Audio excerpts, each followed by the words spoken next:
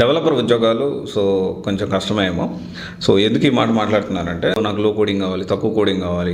చాలా వరకు ఏంటి అంటే, మీరు ఒకవేళ ప్లాన్ చేసుకోవాలంటే AI based, AI already including అంటే ఏ టూల్స్ కానీ ఏ రిలేటెడ్ సంథింగ్ ఉంటేనే అలాంటివి చూస్ చేసుకుంటే బెటర్ ఏమో అని అనిపిస్తుంది.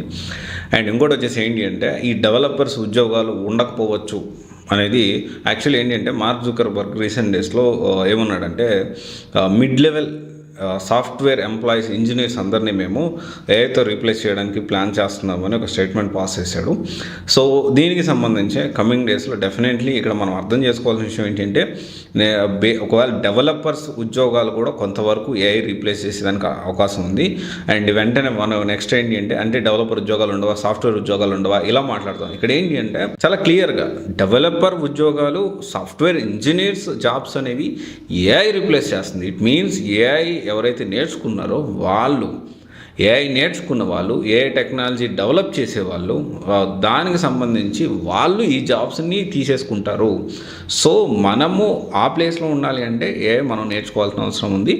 ఇది ఒకసారి మీరు ఆలోచించండి. అండ్ ఎలన్ మస్క్ కూడా ఇంకొకటి, నాకు డిగ్రీ లేకపోయినా పర్లేదు, మీ కోడ్ చూపించండి, నేను నీకు జాబ్ ఇస్తానంటున్నాడు.